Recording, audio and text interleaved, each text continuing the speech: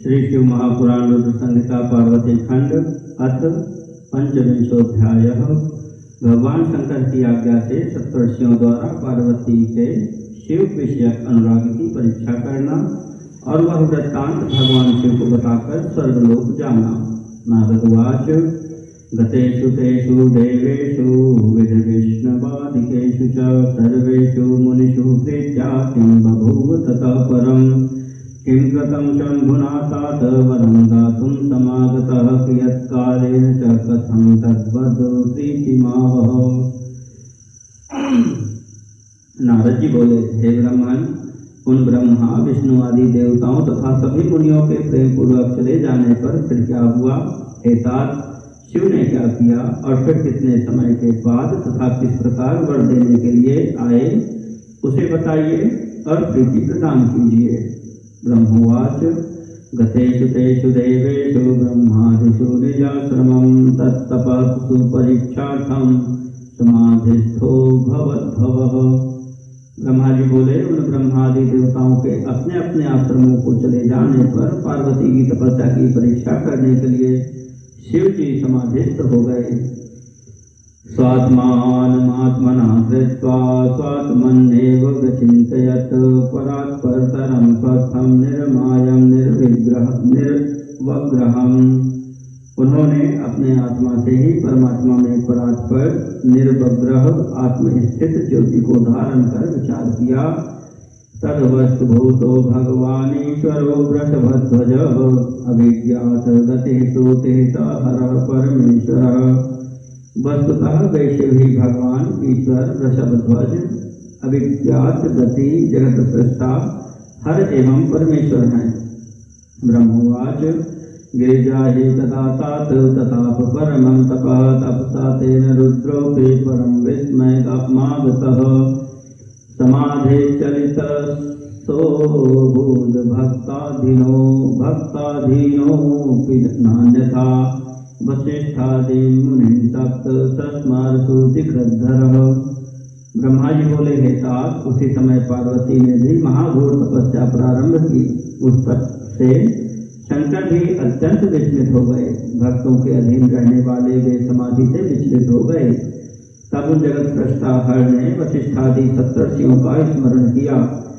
सप्तापि मुनयः शीघ्र माययोः स्मृति मात्र कः प्रसन्न वदनाः सर्वे वर्णयन्तो विधिं बहु प्रणम्य तं महेशानं तुष्टुर्हर्ष निर्भराः वाण्यागद्गदया बद्धकरा विनत कंधराः। वे सभी सप्तर्षि भी शिव जी के स्मरण करते ही प्रसन्न मुख होकर अपने भाग्य की बहुत सराहना करते हुए वहां शीघ्र ही उपस्थित हो गए। उन महेश्वर को प्रणाम करके वे हर्षपूर्वक गदगद वाणी से हाथ जोड़कर तथा सिर झुकाकर स्तुति करने लगे। सप्तर्षि ऊचु देव देव महादेव करुणा सागर प्रभो जाता वयं सुधन्या हि त्वया यद्धुना स्मृताः। सप्तर्षि बोले, हे देव देव, हे महादेव, हे करुणा सागर, हे प्रभु, हम लोग धन्य हो गए जो आपने आज हम लोगों का स्मरण किया।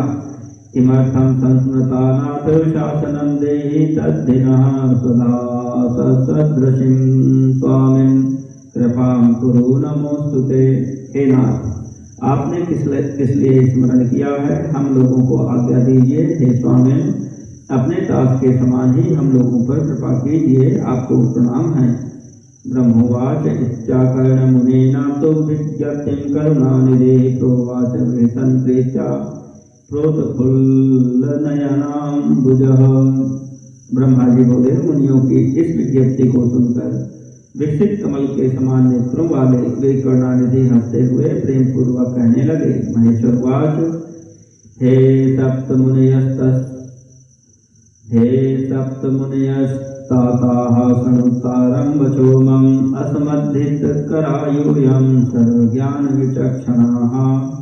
महेश्वर बोले, हे सप्तर्षिगण, आप लोग सभी प्रकार के ज्ञान में विचक्षण हैं तथा मेरा हित करने वाले हैं। हे तात, मेरी बात शीघ्र सुनिए। तपश्चरति देवेशि पार्वती गिरिजाधुना गौरी शिखर संगे पर्वते जड़ मानसा इस समय गौरी शिखर नामक पर्वत पर देवेशी पार्वती गिरिजा अत्यंत दृढ़ चित्त से तपस्या कर रही है। माम पतिं प्राप्त कामाहे सा सखी सेविता द्विजाः सर्वान् कामान् विहायान्यान् परम निश्चय मागता। हे ऋषियों, सखियों से सेवित उनसे अपनी समस्त कामनाओं का त्याग कर बड़ी दृढ़ता के साथ मुझे अपना पति बनाने के लिए निश्चय कर लिया है। तत्र गच्छत यूयम् अच्छावसनान् मुनिसत्तमाः परीक्षां दृढ़ताया सत्कुरुतो प्रेम चेतसः। हे मुनिश्रेष्ठो, आप लोग मेरी आज्ञा से वहां जाइए और उसके प्रेम एवं दृढ़ता की परीक्षा कीजिए। सर्वथा छल संयुक्तं वचनीयं वचस्तवः न संशयः प्रकर्तव्यः शासनान् मम सुव्रताः। हे सुव्रतो, मेरी आज्ञा है कि आप लोग उससे सर्वथा छल युक्त वचन कहिए, इसमें संशय न कीजिए। ब्रह्मोवाच इत्यागत्ताश मुनयो जगमस्तत्र द्रुतं हिते यत्र राजति सा दीप्ता जगन्माता नगात्मजा तत्र दृष्टा शिवा साक्षात् तपः सिद्धिर्दिवापरा मूर्ता परम तेजस्का विलसन्ति सुतेजसा। ब्रह्मा जी बोले, शिव जी की आज्ञा प्राप्त कर मुनिगण उसी समय उस स्थान पर गए जहाँ जगन्माता पार्वती तपस्या कर रही थी। उन लोगों ने वहाँ साक्षात दूसरी तपस्या सिद्धि के समान तेज से देदीप्यमान और परम तेज की मूर्ति स्वरूपा पार्वती को देखा। हृदा प्रणम्यतां ते तु ऋषयः सप्त सुव्रताः सन्नता वचनं प्रोचुः पूजिताश्च विशेषतः। हे सुव्रतो, उन सप्तर्षियों ने हृदय से पार्वती को प्रणाम करके उनसे विशेष रूप से सत्कृत हो विनम्र होकर यह वचन कहा। ऋषयः शृणु शैलसुते देवी किमर्थं तप्यते तपः इच्छसि त्वं सुरंकं च किं फलं तद्वदाधुना। ऋषिगण बोले, हे शैलसुते देवी, सुनो, तुम किस उद्देश्य से तपस्या कर रही हो? तुम किस देवता को प्रसन्न करना चाहती हो और क्या फल चाहती हो, उसे इस समय बताओ। ब्रह्मोवाच इत्युक्त्वा शिवा देवी गिरीन्द्रतनया द्विजयः प्रत्युवाच वचः सत्यं सगूढ़मपि तत्पुरः। ब्रह्मा जी बोले, हे नारद, जब उन सप्तर्षियों ने इस प्रकार देवी पार्वती से कहा तब वे सत्य तथा अत्यंत गोपनीय वचन उनके सामने कहने लगी। पार्वती उवाच मुनीश्वराः संशृणुत मद्वाक्यं प्रीतितो हृदा ब्रवीमि स्वविचारं वै चिन्तितो यो धिया स्वया। पार्वती बोली, हे मुनीश्वरों, मैंने अपनी बुद्धि से जो विचार किया है उसे आपके समक्ष प्रकट करती हूँ। आप लोग प्रेम पूर्वक मेरी बात सुने। करिष्यत प्रहासं मे श्रुत्वा वाचो ह्यसंभवाः संकोचो वर्णनात् विप्रा भवत्येव करोमि किम्। हे विप्रो, आप लोग मेरी असंभव बात सुनकर परिहास करेंगे, इसलिए उसे कहने में भी मुझे संकोच हो रहा है, पर मैं क्या करूं? आप लोगों के पूछने पर कह रही हूँ। इदं मनो हेतु दृढ़ं वचं पर कर्म कृत जलोपरि महाभेद्यं सकीर्षिति महोन्नतां सुदर्भे शासनं प्राप्य करोमि सुदृढ़ं तपः रुद्रपतिर्भवेन्मे हि विधायेति मनोरथम् अपक्षो मन्मनः पक्षे व्योम्ने कुड्डीयते हठात् तदा चां शंकरः स्वामी पिप्पटु करुणानिधिः। मेरा यह मन बड़ी दृढ़ता से हठपूर्वक दूसरे के वश में हो गया है और जल के ऊपर बहुत ऊंची दीवार उठाना चाहता है। सदा शिव ही पति हो, ऐसा मनोरथ लेकर देवर्षि नारद की आज्ञा प्राप्त करके मैं अति कठोर व्रत कर रही हूँ। इसमें मेरे मन रूपी पक्षी को यदि पंख नहीं है, फिर भी यह हठपूर्वक आकाश में उड़ना चाहता है। करुणासागर स्वामी शंकर मेरी उस आशा को पूर्ण करें। ब्रह्मोवाच इत्याकर्णवचस्तस्याभिहस्य मुनयश्च ते सम्मान्य गिरिजां प्रीत्या तोच्युच्छलवचो मृखा। ब्रह्मा जी बोले, उनकी यह बात सुनकर वे मुनि गिरिजा का सम्मान करके हंसकर प्रेम पूर्वक मिथ्या तथा छल युक्त वचन कहने लगे। विषय ज्ञातम तस्य चरितम तथा पंडित मानिनः देवर्षे क्रूर मनसः सुज्ञा भूत्वाप्यगात्मजे। ऋषिगण बोले, हे पार्वती पुत्र, ऋषिगण बोले, हे पर्वतराज पुत्री, बुद्धिमती होकर भी तुम व्यर्थ ही अपने को पंडित मानने वाले तथा क्रूर चित्त वाले उस देवर्षि नारद का चरित्र नहीं जाना है।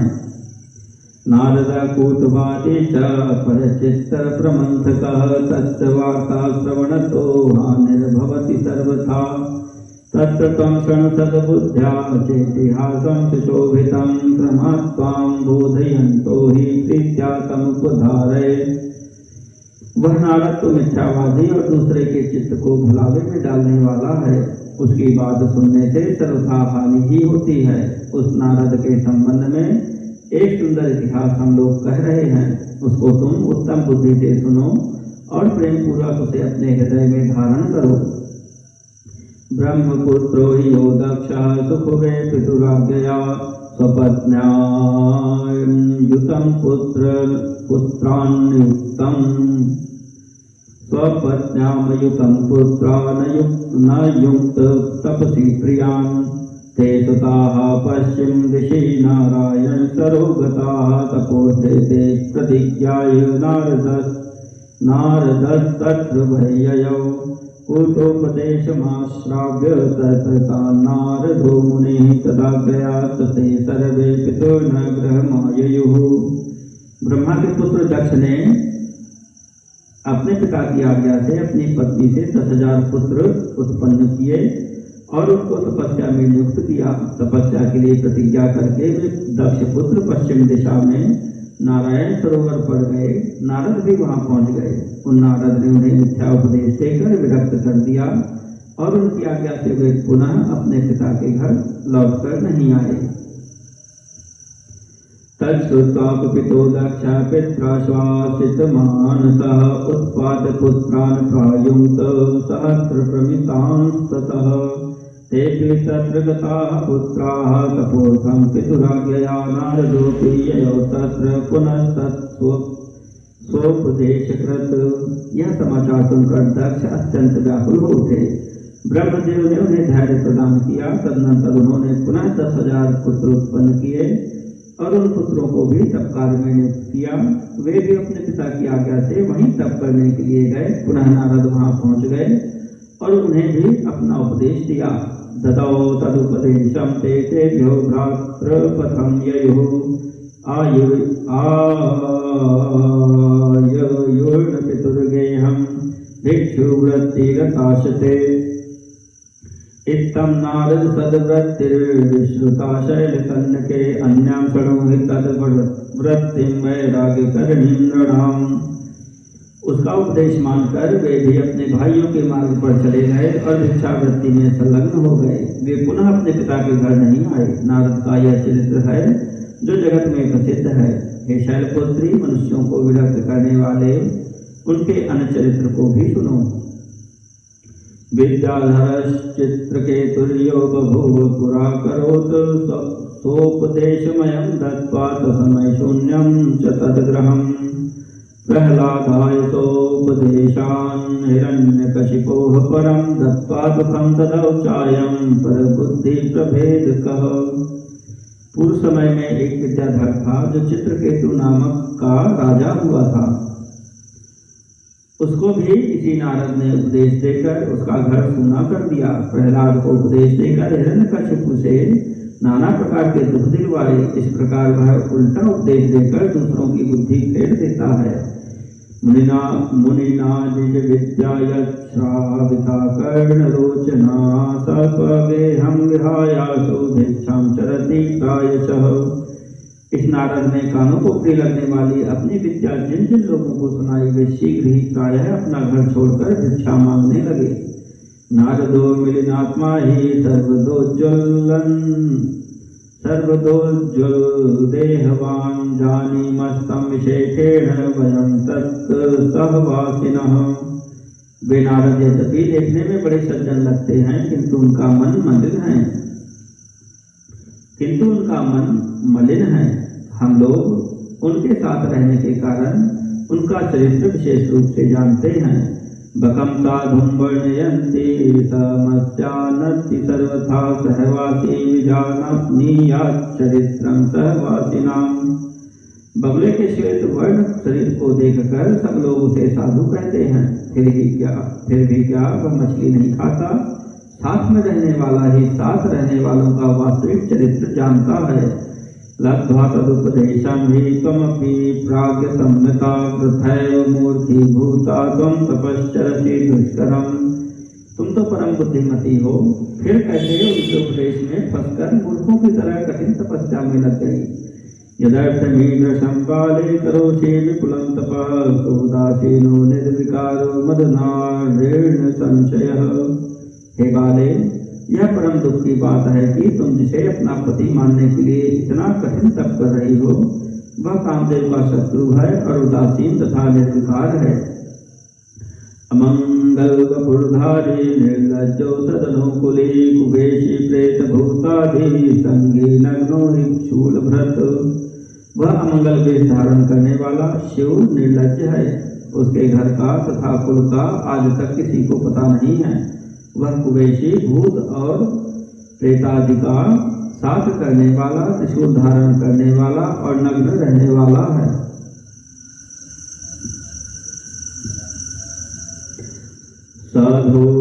साधुर्तस्तव विज्ञानं विनाश्य निजमायया मोहयामास सदयुक्त्या कारयामास भय तपः। उस धूर्त नारद ने अपनी माया से तुम्हारे ज्ञान को नष्ट करके बड़ी युक्ति से तुम्हें मोहित कर दिया और तुमसे तपस्या करवाई। ईदृशं हि वरं लब्ध्वा किं सुखं संभविष्यति विचारं कुरु देवेशी त्वमेव गिरिजात्मजे। ऐसे वर को प्राप्त कर तुम्हें क्या सुख मिलेगा? हे देवेशी, हे पार्वती, तुम्हें विचार करो। प्रथमं दक्षजां साध्वीं विवाहे सुधिया सतीं निर्वाहं कृतवान् नैव मूढः किञ्चित् दिनानि हि तां तथैव सवै दोषं दत्त्वा जाक्षीत स्वयं प्रभु ध्यायन् स्वरूपं कलमशोकमर्मत्सुखे। एकलः पर निर्वाणो या संगोद्वय एव च तेन नायाः कथं देवी निर्वाह संभविष्यति। मूढ़ शिव ने सद्बुद्धि से दक्ष कन्या सती से पहले विवाह करके कुछ दिन भी उसका निर्वाह नहीं किया और सती को भी दोष लगाकर उनका स्वयं त्याग कर दिया। वे तो अपने अकल अशोक स्वरूप का ध्यान करते हुए सुखी होकर रमण करते रहे। वे तो अकेले पर निर्वाण असंग तथा अद्वैत हैं। हे देवी, उनके साथ स्त्री का निर्वाह किस प्रकार संभव होगा? अद्यापि शासनं प्राप्य ग्रह माया ही दुर्मतिं त्यजास्माकं महाभागे भविष्यति च संतौ। अब भी तुम हमारी बात मानकर घर चली जाओ और अपने दुर्बुद्धि का त्याग कर दो। हे महाभागे, ऐसा करने से तुम्हारा कल्याण होगा। त्वद्योग्यो हि वरो विष्णु सर्वसद्गुणवान् प्रभो वैकुंठवासी लक्ष्मीशो नाना क्रीडा विशारदः। तुम्हारे योग्य नावर विष्णु हैं, सभी तुम्हारे योग्य वर विष्णु हैं। सभी सद्गुणों से संपन्न वे प्रभु वैकुंठ में निवास करने वाले लक्ष्मी के ईश तथा नाना प्रकार की क्रीड़ाओं में कुशल हैं। तेन ते करिष्यामो विवाहं सर्वसौख्यदम् इति दृशं त्यजहठं सुखिता भव पार्वती। हम लोग तुम्हारा विवाह उन विष्णु से कराएंगे। वह विवाह सब प्रकार से सुखों को देने वाला है। हे पार्वती, तुम इस प्रकार के हठ का परित्याग करो और सुखी हो जाओ। ब्रह्मोवाच इत्येवं वचनं श्रुत्वा पार्वती जगदम्बिका विहस्य च पुनः प्राह मुनीन् ज्ञान विशारदान्। ब्रह्मा जी बोले, इस वचन को सुनकर जगदम्बा पार्वती हंसकर उन ज्ञान विशारद मुनियों से पुनः कहने लगी। पार्वती उवाच सत्यं भवदधि कथितं स्वज्ञानेन मुनीश्वराः परन्तु मे हठो नैव मुक्तो भवति हे द्विजाः। पार्वती बोली, हे मुनिगण, आप लोग यद्यपि अपने विचार से सत्य कह रहे हैं, किंतु हे द्विजो, मेरा हक नहीं छूटेगा। स्वतनो शैलजातत्वात् काठिन्यं सहजं स्थितम् इत्थं विचार सुधिनामां निषेद्धुं न चारहत। पर्वत से उत्पन्न होने के कारण मेरे शरीर में काठिन्य एवं हठ का होना स्वाभाविक है। मेरा अपनी बुद्धि से विचार कर हे ब्राह्मणों, ऐसा अपनी बुद्धि से विचार कर हे ब्राह्मणों, मुझे तपस्या से मना मत कीजिए। सुरर्थेन वचनं पथ्यं त्यक्षेनैव कदाचन गुरूणां वचनं पथ्यमिति वेद विदो विदुः। मेरे लिए नारद जी का वचन सर्वथा हितकर है, मैं उनका परित्याग कदापि नहीं करूंगी। वेदवेत्ता विद्वान कहते हैं कि गुरु का वचन कल्याणकारी होता है। गुरूणां वचनं सत्यमिति येखां गृहामते तेखामिहामुत्र सुखं परमं न सुखं क्वचित्। जिन लोगों ने बुद्धि से यह निश्चित किया है कि गुरु के वचन सर्वदा सत्य हैं, उनको इस लोक तथा परलोक में सदैव सुख प्राप्त होता है, उन्हें कभी दुख होता ही नहीं। गुरूणां वचनं सत्यमिति यत्र हृदयेन हिद्धि यामुत्रापि देखामि दुःखं न च सुखं क्वचित्। जिन लोगों के हृदय में विचार नहीं है कि गुरुओं का वचन सत्य होता है, उन्हें इस लोक एवं परलोक में दुख ही दुख होता है, उन्हें सुख कभी नहीं होता। सर्वथा परित्याजं गुरूणां वचनं द्विजाः गृहं वसेद्वा शून्यं स्यान्मे हठः सुखदः सदा। हे ब्राह्मणों, गुरुओं का वचन किसी प्रकार त्याग नहीं करना चाहिए। हे ब्राह्मणों, गुरुओं के वचन का किसी प्रकार त्याग नहीं करना चाहिए, चाहे घर बसे अथवा उजड़े। यह हट मुझे सदा सुख देने वाला है। यद भवद्भिः सुभणितं वचनं मुनिसत्तमाः तदन्यथा तद्विवेकं वर्णयामि समासतः। हे मुनिसत्तमों, आप लोगों ने जो वचन कहा है उस विषय में मैं संक्षेप में अपना विचार प्रकट करती हूँ। गुणालयो विहारी च विष्णु सत्यं प्रकीर्तितः सदाशिवो गुणः प्रोक्तस्तत्कारणमुच्यते।